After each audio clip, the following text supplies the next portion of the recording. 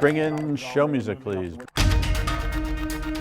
This is Squawk Pod, and I'm CNBC producer Cameron Costa. On today's episode, it's a bird, it's a plane, it's a slew of mystery drones over New Jersey and neighboring states.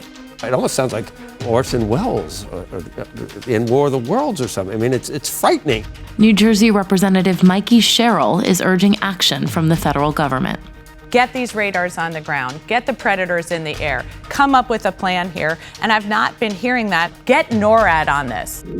And the pipeline of CEOs traveling to Florida. Biographer and Professor Walter Isaacson explains why CEOs are kissing the ring at Mar-a-Lago.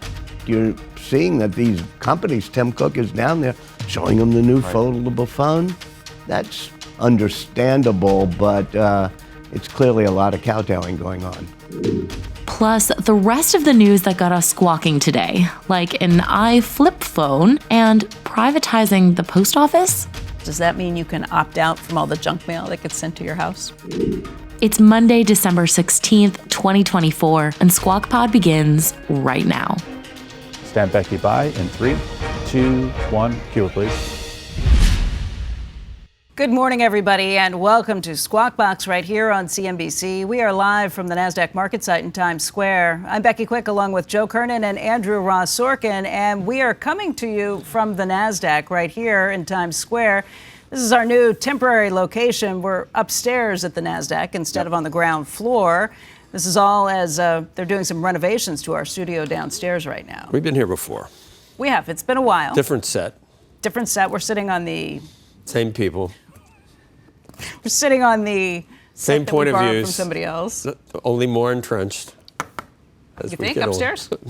No, just in general, with each passing moment. Yeah, could be. Take a look at this, folks, because here's a MicroStrategy. They are jumping the company joining the NASDAQ 100 index effective December 23rd. Now, MicroStrategy originally sold enterprise software, as you all know, but has increasingly become a Bitcoin holding company. That's what it is now. And the company's CEO, Michael Saylor, telling us earlier this month that he sees the company's role as securitizing Bitcoin. Now, Palantir and Exxon Enterprises joining the NASDAQ 100 as well. The inclusion in the index means that ETFs that track the index will become automatic buyers. That includes the QQQ and the fifth largest ETF. Meantime, the three companies being replaced, Moderna on that list, Supermicro, and also Illumina. All right, in the meantime, Apple CEO Tim Cook meeting with President-elect Trump on Friday at Mar-a-Lago. After that meeting, the two men later dined on the patio at Trump's resorts.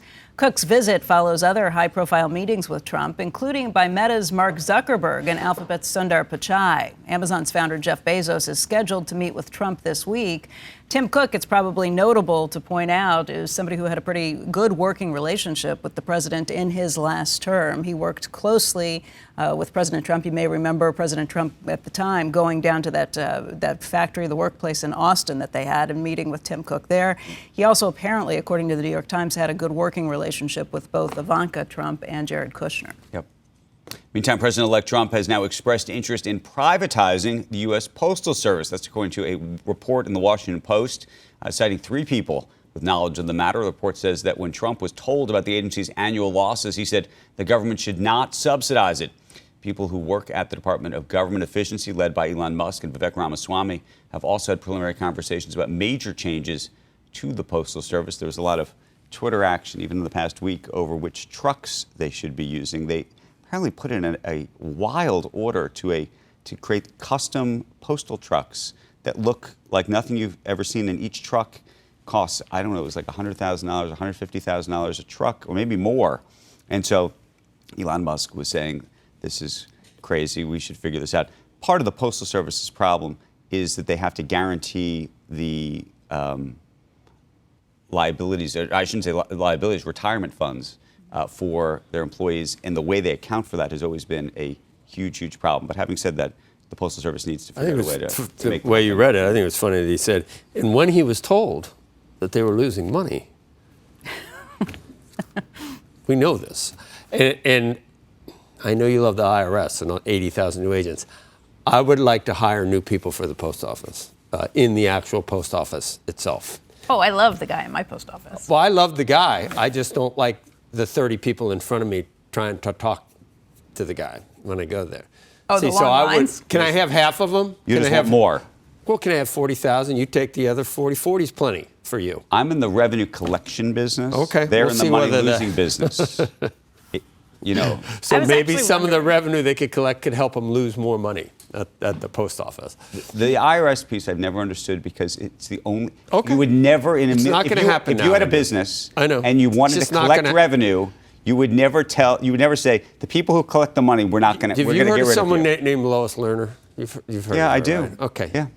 Maybe it won't happen this time, but you give the IRS too much money and you're not going to be happy about it. I was just thinking about it. If they do privatize the post office, does that mean you can opt out from all the junk mail that gets sent to your house?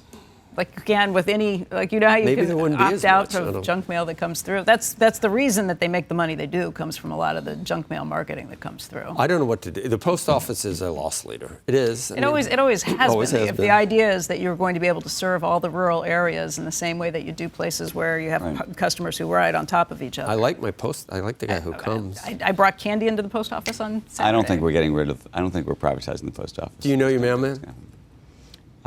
We have a new mailman. Mike's so my I don't. mailman. Don's the guy at the post office. Love him. My guy, he like drives like a maniac and comes all the way. I mean, he almost can get close enough to the front porch where he can drop it the way he. Well, I would maneuvers stay that in my truck. car too if I was delivering stuff with your dogs. And yeah, they every day that they come, they think this is brand new. This guy's coming to do something, and they never learn. And then the problem is when they bark, he leaves after he delivers mail. And they say, I would too. And they say, It "See, worked. see, Got him away. scared that guy." ABC Network is going to be paying $15 million as part of a legal settlement with President-elect Donald Trump. It will end a dispute that centered on an interview in which Trump alleged anchor George Stephanopoulos defamed him. The money will be transferred to a presidential foundation and museum to be established by or for President Trump. In an interview with Republican Congresswoman Nancy Mace, Stephanopoulos said that Trump had been found liable for rape by a jury. However, Trump was found liable in a civil case for sexual abuse. E. Jean Carroll not liable for alleged rape. Trump has consistently denied Carroll's claims. ABC will add a note to an online article about that interview, declaring that they regret statements about Trump. Yeah, it keeps coming up, that actual I watched it again, that video, and he just kept saying it, and she kept saying how offensive it was to her because as a victim of rape, that he was shaming her for being a Trump supporter. And then he noted it was civil. I think his problem was he called it rape instead of sexual assault. And 9 jurors in that civil case checked off no to rape. Right, exactly. Some Apple news this morning. Apple now reportedly preparing major changes to its lineup of phones, also some of its other products. In addition to that, the company planning to introduce an iPhone that'll be thinner than the approximately 8mm current models, and it's intended to be cheaper than Pro models. Also, apparently going to have a simpler camera to reduce the cost. The Wall Street Journal reporting the company also planning 2 foldable devices. Now, Samsung's had foldable devices for a while, but Apple has not. This would include versions of the iPhone and a larger version, perhaps the size of an iPad or larger, that itself would fold. As I mentioned, Samsung does have these foldable versions of, its Galaxy iPhone, or its Galaxy phone. But it has remained mostly a niche device, in part because there's always been concern about the sort of fold in the screen. I don't know if you guys have ever played with a Samsung Yeah, Galaxy with the device. fold that you Yep. can get that sticks with it later on. Well, that's always been the question. The Samsung, most of the newest Samsung Galaxy, it does not have that problem. The early phones had the sort of fold problem, but there is a view that if you fold it, 100,000 times, at some point, it's got to. I mean, if you can figure out those problems with it, it seems like a pretty phenomenal thing to be able to expand your screen, carry it in a pocket, and have it, as long as it's not too fat when you stick it in your pocket. It is kind of amazing to have a bigger screen. I just want my battery to last longer. I'm happy with my phone. I don't even care about the AI. I'll supply the intelligence. I don't need anything artificial. But it's just, I think I'm at 80% now, and this is a brand new phone. What's yours? Do you check your battery health? Mine is 99%. No, your battery health. Oh, my battery health? No, it's down. Yeah, it's probably around 80. I mean, I got a nice new case. I'm simple. I'm a gonna simple help you. person. Listen, you're right. This keeps going on and off, Andrew, the charger thing. I've got a lot of growing pains. Tease will be next. Coming up on Squawk Pod, the truth is out there. New Jersey Congresswoman Mikie Sherrill on the surprisingly vague response the government has had to strange aircraft hovering over the East Coast. They're just commercial aircraft. Don't worry your pretty little head. That doesn't work in New Jersey.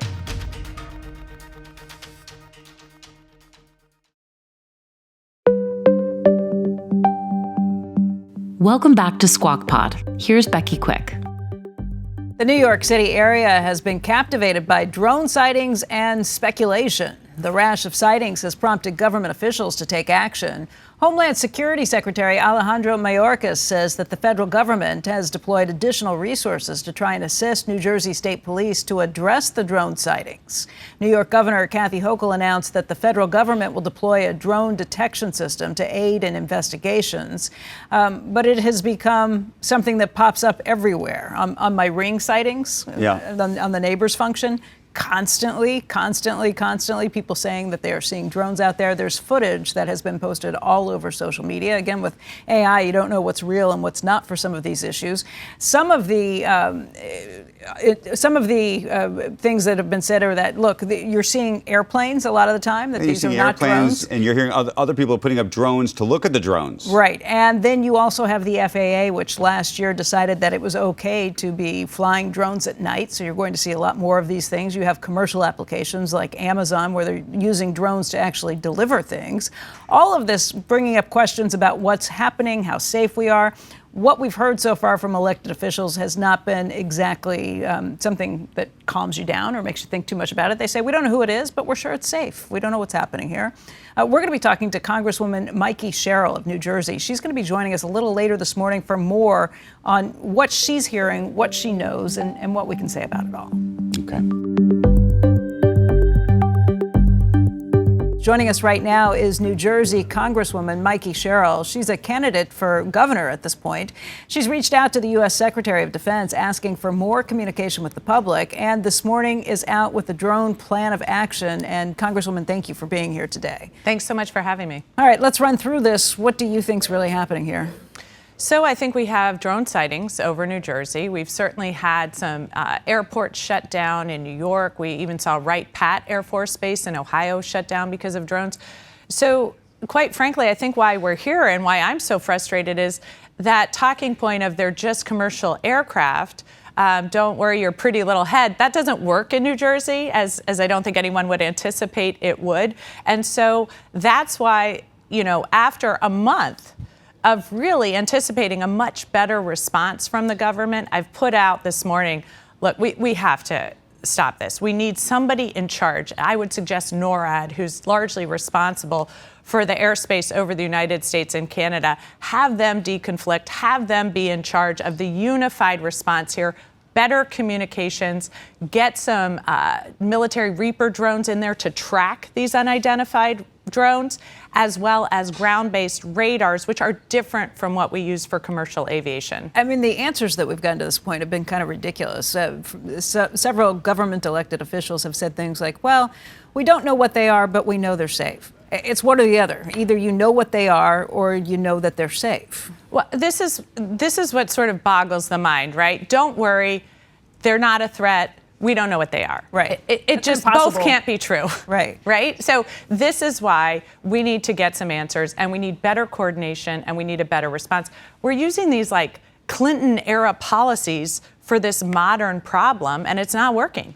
Congressman, the Wright-Patt, the Dayton one, that's not part of this rash of these large SUV-sized drones. They had a problem with other conventional drones, so they shut down. Because I don't think Ohio is part. So Ohio hasn't been, but the fact but here, Maryland, it's spread the to, fact that we don't have a better response, even for some of even our for that type of thing. Really sensitive military sites like Wright-Patt Air Force Base.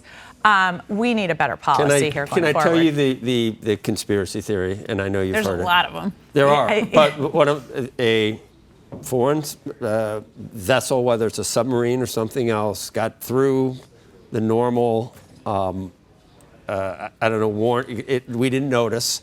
Therefore, it offloaded something that's somewhere that is so dangerous that to prevent a panic from the general population, they're looking for it as quickly as they can.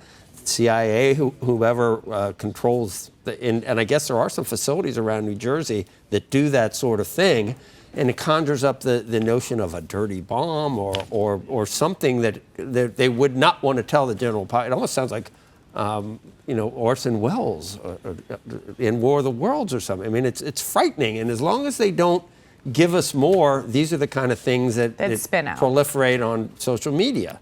Is that just totally ridiculous, the notion that something like that we have a lot to fear right now? We're tracking down everything that we know now. Certainly, Congressman Jeff Van Drew put out that he thought it was an Iranian ship launching drones. We've tracked all the Iranian drone ships back to where they are now in berth. They are not off the coast of the U.S. We have tracked those. So the DOD's put out some information on that so people understand that that is not the case. But again, I don't think you can, I have no information that any of that is true. I've demanded answers. But again, you can't sit here and say, we don't know what these are, we don't know where they're coming from, but you don't have to worry. While I think... Are you not getting any other information, though? Like, is nobody privately secretly you're on the telling House, you anything? You're on the House Armed Services Committee. There's nothing, there's nothing you have that you can't tell. Is there anything that you know that you feel uncomfortable telling us about? I wish I could say yes right now, because that is not the case. Right now, the briefings that I've had are largely that... And so you just walk away completely unsatisfied every time you leave the briefing?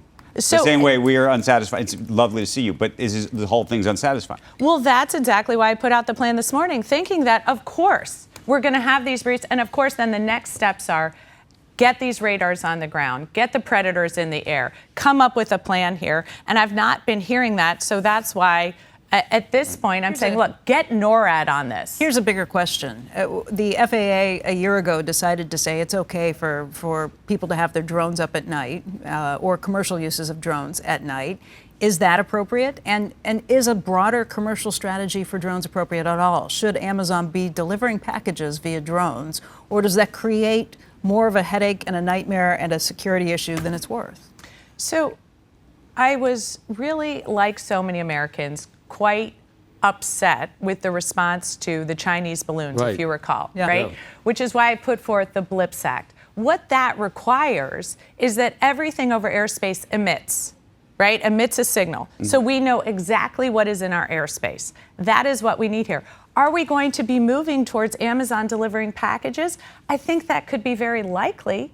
But should we not know what's a drone, what's a Cessna, what's a helicopter? Shouldn't we know that before they start putting these drones up? And so these drones are out there, which is why they need to admit. There was a guy who shot one down. It turned out it was a commercial. And these things. And to your point, we need a plan overhead of how to make sure that if there is a drone that we don't know what it is, we don't know where it's from, that we can disable it in a way that's going to be safe. By the way, we is the authorities, not me, we, a citizen standing underneath it, having no idea what this is. This is why I put this out. This is government's responsibility. I mean, your general member of the population doesn't have access to a predator drone to go track the drone overhead back to its origin and then send local law enforcement, which is what... Could this be the Chinese with a lot like the spy balloon, but even more looking at these sensitive facilities? Could it still be? I think the answer is right now, we don't know that. However, it does not appear that that's what this is right now. However, and this is why we need a better policy going forward, could it be in the future? In the future. I mean, and that's what I'm so frustrated with. You can't simply say, it's fine, don't anybody worry about it, let's move on. You have to come up with the future policy, which is why I think NORAD has to take over here. They have to deconflict, and they have to have the equipment on the ground and in the air to identify this. And then we have to have policies going forward on what's appropriate, who's emitting, how we can tell what is what in the airspace overhead. Okay. Congresswoman Mikie Sherrill, thank you. Thank you for having me. Great to see you. Appreciate it. Next on Squawk Pod, we dig into ABC's settlement with President-elect Trump and examine the future of American innovation with professor, biographer, and former Time editor Walter Isaacson. We used to be a nation of a lot of entrepreneurs and risk takers who make a lot of companies, and then you become a nation of regulators and rule makers, and you can't get things done.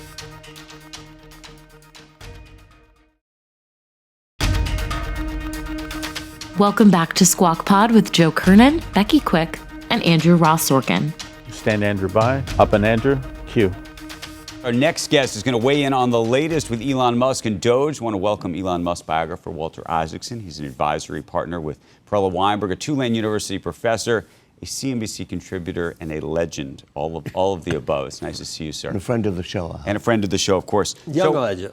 Young legend. A young legend. A former young legend. Yeah. So, Walter, help us understand. I mean, you spent an extraordinary amount of time with Elon working on the book. Yeah. Did you see this coming? I don't think we've really talked to you since all of this has happened. Yeah. Oh, yeah. I mean, definitely the book shows his frustration with government. It shows him becoming much more of a Trump supporter. It has chapters called The Rabbit Hole, where he really gets into this information ecosystem that he helped create. And he's very eager to put on his superhero's cape and do to the federal government or in the federal government what he did when he arrived at Twitter and got rid of 80% of the employees and is now still running the show there. And I think he do what he did at SpaceX. So what do you think is possible? Because part of the big question is what can be done with executive orders and what can be done with Congress. By the way, he may very well be influential within Congress, given that the Congress is a Republican, both Congress and the Senate. I think he will have Democratic support in Congress for some of what he does, and I think a lot more is possible than some people have been So when you say a lot, put it on the table. I mean, do you think that I think take the Defense Department. The big numbers are Defense Department. Do you think he can actually? I think he can and will, or they can and will, actually go into the Defense Department and look at things like the F-35 fighter. Is that even something you need in this day and age? Look at why the procurement system is this way. He has people like Steve Davis, who has done this at everything from the Boring Company to Twitter when he first bought Twitter, and people like Antonio Gracias from the outside who are great at saying, you can't have a manufacturing or procurement system this way.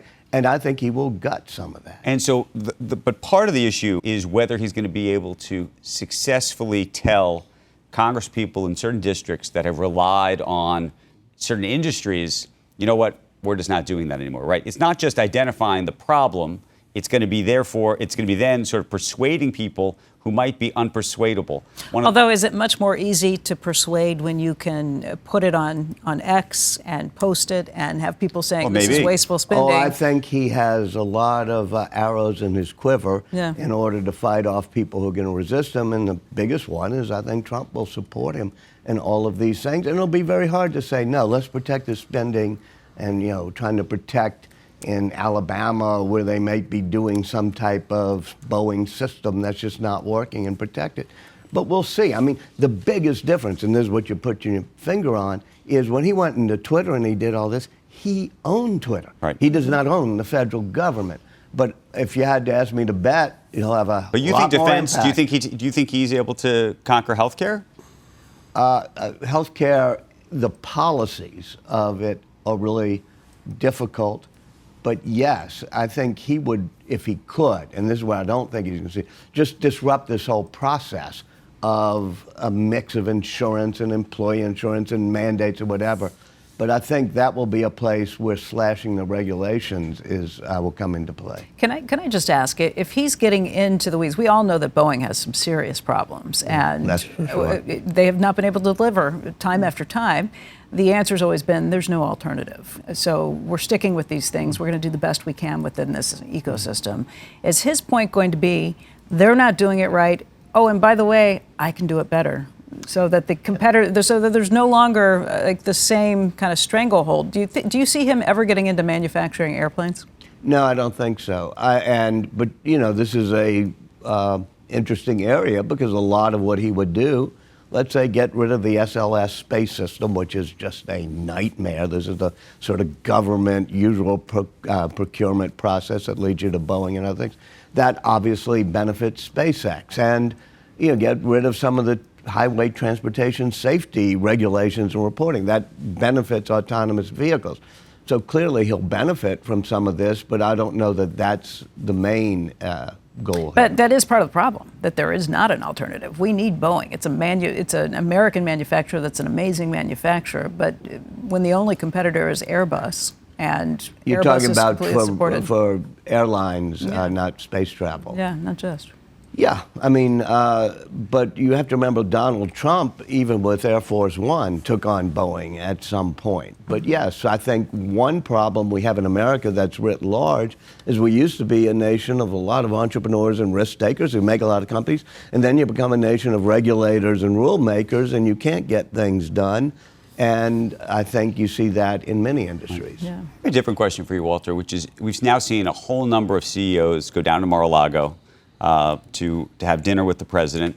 We have a number of big companies that are now contributing to his inaugural event. Historically have never contributed before. So Facebook had never contributed before, for example, or Meta, I should say, and others. What do you make of that? I think And the word kowtowing comes from everybody going to the emperor in China and kowtowing, and indeed, I think that's what you're seeing. I think in a broader sense, one of the things that could be a problem for the administration, and has been around the world when you have very strong leadership, is this whiff, not of corruption may be too much to say, but the whiff of kowtowing and payoffs. The notion that he might get his hotel back in Washington and everybody will have to stay there, or that people join Mar-a-Lago. I think that could turn people off a lot, but I think you're seeing that these companies, Tim Cook is down there showing them the new foldable phone. That's understandable, but it's clearly a lot of kowtowing going on. Do you think that the relationship that Elon Musk enjoys with the president, or that the president enjoys with Elon Musk, remains? No, and I ask because there have been, as you know, falling outs over the years. By the way, with both of these gentlemen, with lots of different people. Well, you just answered it. The data points we have is that you often have falling outs. You also often have rubble in the wake. And yeah, this is not exactly the most stable bromance if you were writing the movie, because Elon Musk has never worked for anybody before, and Donald Trump has never shared the limelight very generously with people before. But at the moment, they've got a common cause, and that common cause is going to keep them together. Do you think that the business community came to grips with the second Trump presidency and said, okay, I'm going to go along with it? Or do you think that all along the business community was hoping for Trump to win? Because we heard time and time and time again from Harris supporters that there were no Fortune 500 CEOs backing Trump. He didn't have us. We heard so many articles like that. We saw so many articles written about VC people that actually liked Kamala Harris, economists that actually liked Kamala Harris. Now suddenly we attribute everything to the feeling that business is going to do much better with less regulation and low. Everybody's jumping on board. Is that because they're kowtowing now and they're looking at the reality of the situation? To me, it was obvious all along. Who would be preferable for business? Why didn't we see people honest about the candidate that would be better? Well, I for think business? from being at this table, you know that business is not just one group. And you know can what look I'm at saying. Tim Cook. We heard zero CEOs in the Fortune 500 were backing Trump. And we had a bunch of retread old CEOs that were supposedly backing Kamala Harris. Right, but Joe. Because they could. But Andrew, now, you haven't seen the optimism now, right now. But I can answer the question for you. They're kowtowing now. No, I can answer the question for you, which is to say you did not see these same individuals publicly declaring their love for the president, for President-elect Trump before. I'm not making a judgment. I'm just saying it's the facts. I know, but empirically. it was BS. A lot of it, Sonnenfeld was BS. A lot of it, and Which it was part? The part that the 100 that you CEOs who couldn't signed his find letter. The 100 former the most famous CEO was the guy from Box or something. It was the biggest CEO he had. Well, look, you can see that Trump is going to do a whole lot of things that these business leaders are going to like. He was always going to do that. I don't think that they were being disingenuous when they said that, so they were I happen perfectly to favor willing to consider higher corporate tax rates and the end of the filibuster, all the things that we talked about, banning fracking, all those things, they could look the other way just because Trump was a mean person with bad tweets? I think that there were definitely business leaders who supported Harris and didn't support Trump. Okay. And now they do see opportunities for business. Right. Everything's a mixed bag in this country. Walter, let me ask you a different question. As a media leader, if you will, and somebody who's run a television network in CNN and other things, I should say, a CNN of a different generation, a different era almost at this point. But there was this settlement made over the weekend. Disney is obviously the parent company of ABC, over these comments that were made as part of the questions that George Stephanopoulos brought to bear on their weekend show, or I should say the Sunday show. What do you think of the decision to settle? There's been critiques on both sides, and what do you think is really happening here? Yeah, I think it's problematic for the ability of the press to cover public figures. This is a case in which Donald Trump is the most public of all figures, and it didn't meet what George Stephanopoulos said, in my opinion, the standard the Supreme Court had brought down, which is actual malice, doing it knowingly that it's false, and doing it to be defamatory. You shouldn't be throwing the rape word around for someone that wasn't convicted of rape. Right. And that's why what is it, slander or libel? Ones you say, ones you... It's in that area where if it's big public figures, you used to have more leeway to So you don't think opinions. that they were worried about a negative outcome if the suit went through? I think they definitely were, because juries these days are not exactly going to support the establishment press. And by the way, it's not just that. It's also continuing a lawsuit against who would be a sitting president at that point. Which It's a total mess. I can see why they did it. Right. I just think that you've had a big, broad zone of how people could be, and those who believe in free speech, like person to my right, Joe, we want to keep some penumbra where you get to say things about public figures. Yeah, but they should be right. You know what you're saying is. Yeah, I know. You're totally conflating. There's saying things that you cannot call someone a rapist who is not convicted of rape.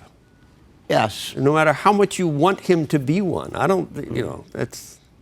I wouldn't do it, and I wouldn't say something on the show that would be like doing that. But you think it was a mistake? It was, in your mind, a mistake then to settle the case? Yeah, I think it causes a lot of problems. I think Becky may be right that if you went to a jury these days, it would be even worse if a jury found you much more liable for it and penalize them a lot more money. And I can see why ABC doesn't want to go into this administration embroiled in Stephanopoulos was wrong. I mean, no two ways around it. He was wrong. But with all due respect to disabled, people say wrong things. Correct. In law, it's questioned whether you knowingly presented a falsehood that was defamatory with reckless disregard. And I think that's the point. Just to be clear, the law does not suggest the law as it relates to this. You can say things that are wrong as long as you did not necessarily do so 100% intentionally. Right. And there is a view, I think, by most First Amendment lawyers that actually the case would be a strong one. Again, the question is where a jury lands if it's a jury case. Look, when I was at CNN, when I was at Time, we had a lot of libel cases, whether it be William Westmoreland or Ariel Sharon, and sometimes you said things that were wrong and you corrected them, but the law allows you a lot of leeway if you didn't have actual malice and you were doing it not knowing that you were saying something false. Right. And this is a gray area. Joe can make a case. Well, it's interesting because the things that sometimes are said online, as we know, are so off the wall. Well, this is the real question, yes, is like, if you're going to do it, what happens now when people post on X or post on Facebook things that are just way off base? Are all of those things going to be subject to that standard? Stephanopoulos has had to battle the perception that he's an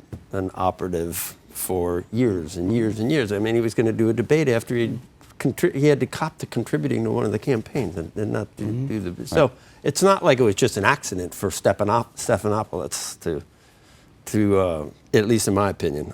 I think he's got serious issues in terms of objectivity. Maybe we all do in the media. I think maybe we all do. Okay. Walter, thank you. It's great to see you, sir.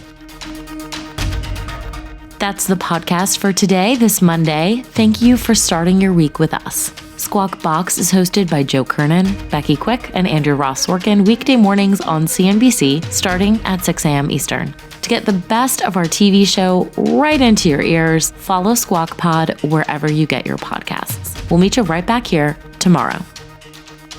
We are clear. Thanks, guys.